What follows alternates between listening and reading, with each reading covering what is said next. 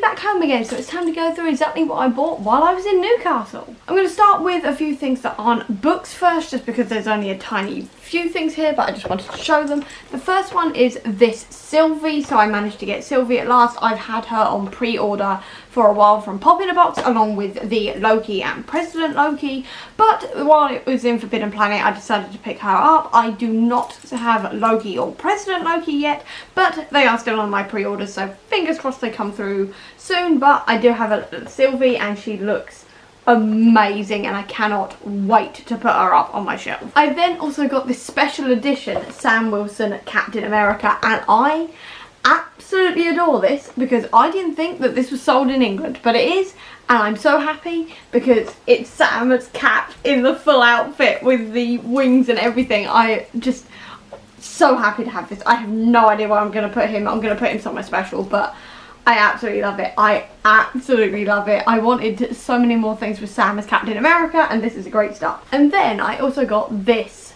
pin, and this pin is incredibly special because if I can get the button, I don't know if I can get the button. Come on. It lights up. I'll show you in a minute when I can actually get this.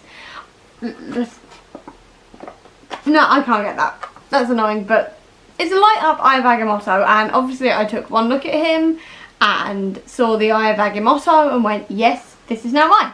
So I now have a light up eye of Agamotto that can go on my pin flag with everything else, and I just love it. I love how it lights up. I can't show you because it won't go through the packet right now. I can't get it to light up, but I swear it lights up and it just looks really pretty, so I'm really happy with it. I also got some wax melts, but I can't really show you those because they're more for like a smelly thing, and so I can't really tell you anything about those. But again, I will leave the shop down below as well, so you can check it out if you are into wax melts, because they had a lot of options, including some Halloweeny, autumny ones and things like this, and they smell amazing, so definitely go check that out as well. And now we get on to the books, and there were a few, to say the least. There were a few, so I'm just going to go through in no particular order. Some of these I got from Forbidden Planet, some of them I got from Travelling Man, and then one I got from Waterstones while I was also up there, because of course I went to Waterstones. Their Waterstones looked really, really pretty, so let's just go through. So the first one I got was A Universe of Wishes.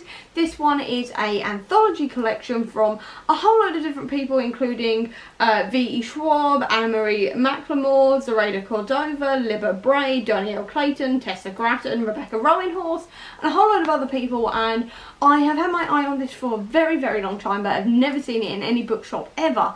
So when this actually was in a Forbidden Planet, I had to pick it up. This one has got the short story about how Ryan Alucard met from the Dark Shade Magic universe, which I've been desperate to read all this time. And then also I like anthologies because it means I can discover a whole load more authors and things like this, and I have wanted to check out quite a few different authors in this collection, so I've picked it up and I'm very, very excited to read it. I then also got The Devil Makes Three, and this one is about, it's a dark academia where two students discover an ancient book hidden in a secret tunnel beneath their school library, and they release a devil from his book-bound prison. And he's trying to manipulate the ink in the library to do his bidding. He'll murder in the stacks, and he'll bleed into every inch of one of these students' life until his freedom is permanent. And these two students are then forced to work together to re-trap the devil before he kills everyone they know and love, including increasingly each other. So there's a bit of a romance here, but I love the idea of like a devil escaping from like a book and then causing a whole load of problems. I've also heard nothing but good things about this one. Loads of people have been talking about this recently, specifically on Bookstagram, and considering I am in a bit of a dark academia mood, and also one of the prompts for the Magical Readathon is dark academia, this was perfect. I then also got the next two in the Broken Earth trilogy, because at the moment I am literally like 2/3 of the way through, or maybe just over half of the way through, I can't tell, I'm not good at fractions. Anyway, I am part way through, or at least over halfway through the 5th season now. I'm really, really enjoying it. So I decided to pick up the next two in the series as well while I was also in Forbidden Planet, so because these were right there. So I've picked them up and very excited to read them. I can't tell you what these ones are about because obviously they are sequels and I haven't read the backs of them yet because I haven't finished the first book. But essentially it's sort of like a post-apocalyptic sci-fi fantasy type thing, which gives me a lot of like Witcher vibes and vibes of like certain other things as well that I can't remember right now. It's been a while since I picked the book up. I've had a very busy week, but I've really, really enjoyed like the writing style and the storyline and everything. I'm enjoying it far more than I did the 100,000 Kingdoms, and I am just really, really enjoying it and cannot wait to continue the series. Obviously after I finish the first book. Got to finish the first book first, but I'm now prepared for the rest of the series as well.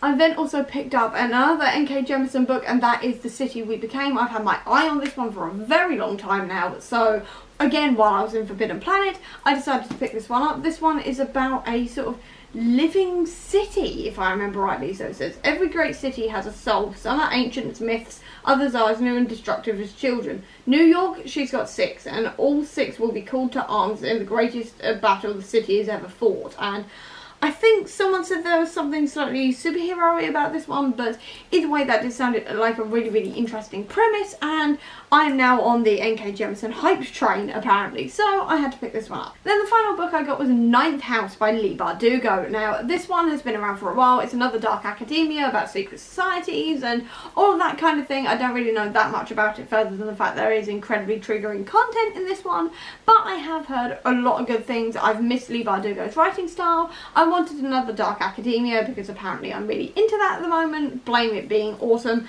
but very, very excited to read this one. This is the one I originally wanted to read for the prompt of Dark Academia for the Magical Readathon, but I've got a couple of options now, which is really nice, and I'm just glad to have this one on my shelf. And then everything else is comics, because I was in Forbidden Planet and Travelling Man, where they do a lot of comics, and the first two I've got to show you were on sale, and that is the Doctor Who Archives, specifically the 10th Doctor Volumes 2 and 3, because I have Volume 1 upstairs. I admittedly haven't read it yet, but when these were on sale for literally $2.99 and $4.99 when they were originally $18.99 each, I had to pick them up, quite frankly, and I'm really, really excited to read these ones. The 10th Doctor is just one of my childhood heroes. I absolutely adore him, and I cannot wait to read these ones. The artwork in here is also really, really nice. I'm liking the artwork in here, and I just want more Doctor Who, quite frankly.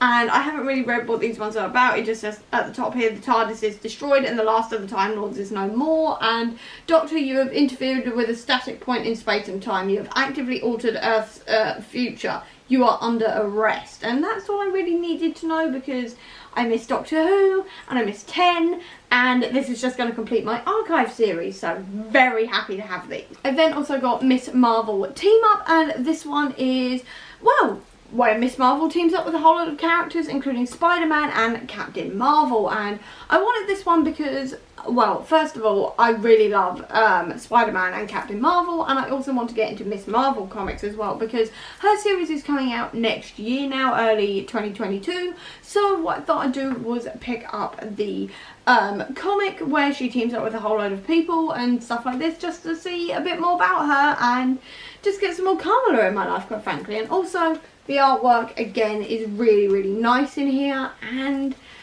I just wanted to read more about Miss Marvel, essentially. I just wanted more Miss Marvel. I then also picked up Marvel's X, and this is the first one in a trilogy. This is actually the prequel to Earth X, Universe X, and Paradise X. And this one, I actually own Earth X, if I remember rightly, upstairs. I have owned it for a very long time. I got it in a charity shop years ago, but I haven't been able to read it because I didn't have the prequel. But now I do. And this one is about a guy called David, who is the last normal human on Earth. And he lives in a world where monsters want to devour him. But these monsters are his former neighbours, mutating like the rest of the world into something strange and frightening and new. But David has one hope: to get to New York, where Captain America and the rest of the heroes are. But the big city doesn't bring the safety he hoped it would, and the heroes don't know how to cope with a world that's changing all around them. No matter what Spider-Man or Daredevil or even Doctor Strange do to protect him, they can't save David from what is hunting him. And it just sounded really good. Again, a quick look at the art style, I quite like it, and I just wanted this one so I can finally read the rest of the trilogy, or at least start the rest of the trilogy, because I've only got Earth X. I don't have Universe X or Paradise X, but I now have this one, which is a start. I then also got two more Marvel Zombies. So I got Marvel Zombies 3, which is the direct sequel to Marvel Zombies 2, so I can finally read this one and continue on with the series. And then I also got Marvel Zombies Resurrection. Now, this is where it gets slightly confusing, because Marvel Zombies, the original run goes up to like Marvel Zombies 4, and then it got very, very confusing and retconny and all the rest of it. So that's where Resurrection comes in, which is a completely new story about the zombies, essentially, in Marvel Zombies. So what I wanted to do was get 3, which is the sequel to 2, obviously, which I read this month, and just to like complete off that story before it gets confusing. And then I also have this one, which now actually is the new rebooted story, essentially. Very, very excited. Cannot wait to read these ones. I'm trying to see if I can show you literally anything. There you go, that's about the safest page you can see, because it is Marvel Zombies, so it is quite gory. Can I show you anything here? No, there's just gore and all the rest of it, so I can't show you this either. But either way, very excited to read these ones, especially with Halloween just around the corner, and obviously Marvel Zombies being on the TV at the moment, and with the rumours that Marvel Zombies may be turning up in something else, which is just excitement beyond belief, quite frankly. I love the idea of this. And then the last Marvel comic I got, before I go into a couple of others, was Black Panther Volume 9, which is the Intergalactic Empire of Wakanda Part 4, because I found this in Travelling Man, had to pick it up because I love this series, I am collecting this series, and I'm just preparing for the next Black Panther movie, quite frankly. My only thing is that this is Volume 9. I have up to Volume 7, and I thought this was Volume 8, so I don't have Volume 8, which means I now need to go and get that one, but that's fine, because I knew that was coming essentially, but either way I'm still very excited to have this one, and especially to have my collection of Ta-Nehisi Coates Black Panther series nearly completed now, and just very, very excited. I do love the artwork in here and everything. It's really, really pretty. I've just seen the fact that Ironheart's in this. Nice. I love Ironheart, but really, really excited to get to this one, probably next year when the movie comes out, but still very happy to have this on my shelves and ready for whenever I need to read it. I've then also got 4 other comics which are not by Marvel. The first one is by Boom, and then the rest of them are by Titan Books. And the first one I got, which was by Boom, is Something is Killing the Children. Now, this one, again, is another spooky, Halloweeny type read, which I'm just really, really excited for, and I've heard nothing but good things about this one. About like missing children and things like this. It says, when the children of Archer's Peak begin to go missing, everything seems hopeless. Most children never return, but the ones that do have terrible stories, impossible details of terrifying creatures that live in the shadows. Their only hope of finding and eliminating the threat is the arrival of a mysterious stranger, one who believes the children and claims to be the only one who sees what they can see. Her name is Erica Slaughter. She kills monsters. That is all she does, and she bears the cost because it must be done. And this is a really, really famous comic. I've seen so many people talking about it, and now I'm just desperate to get into it as well, especially with the spooky season coming up. And it just sounds like fun. It's been on my wish list for a very, very long time. I'm trying to see if I can show you anything again. There you go. That's a non-bloody gory section, and I'm just very excited to read this one again with Halloween coming up. Again, I'm still in the Halloween mood, so I then also finally picked up Pride and Prejudice and Zombies, which was down to $2.99 as well, down from $9.99, which was epic, and it was also part of the 3 for 2 along with those Doctor Who ones. And this one is essentially a Pride and Prejudice retelling with zombies. And that's all I needed to know.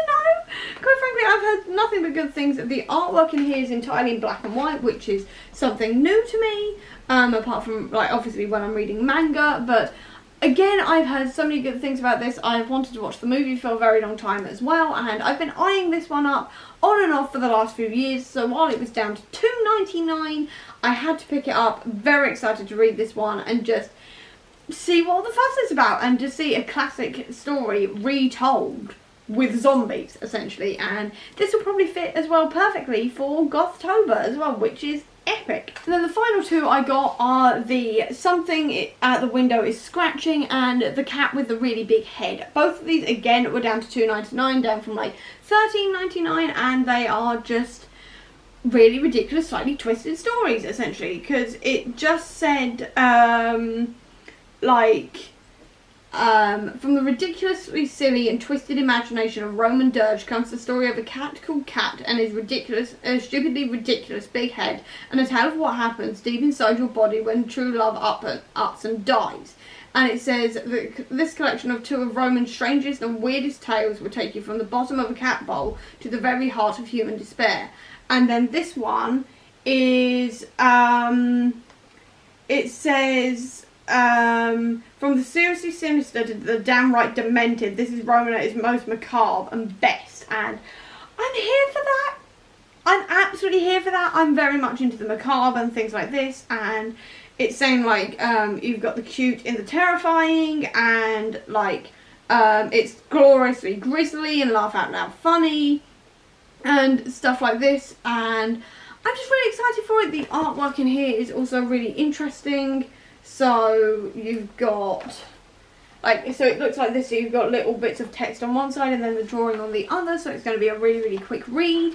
and I just thought this sounded interesting, especially with, again, spooky season coming up, and they were really, really cheap, so I decided to pick them up because they were in the clearance and give it a go. And it also has a review from Neil Gaiman on the back of this one, so you can't go wrong with that, essentially. And that is absolutely everything I got from Newcastle, so I hope you enjoyed this video. If you did, please do give me a thumbs up. Comment down below, tell me what you thought of any of these books, if you've read them, and which ones I should prioritise. I'd love to know. I'll also leave a link down below to all my social media if you want to check it out, including to the Comic Book Sanctum, which is my website dedicated to Marvel Comics, where I'll be talking about all of the comics that are Marvel that I have just mentioned, along with a hell of a lot of others, so check that out if you are interested. And if you want to see any more of my videos, please click subscribe here, and over here will be the link to my previous video. But until next time, everyone, bye!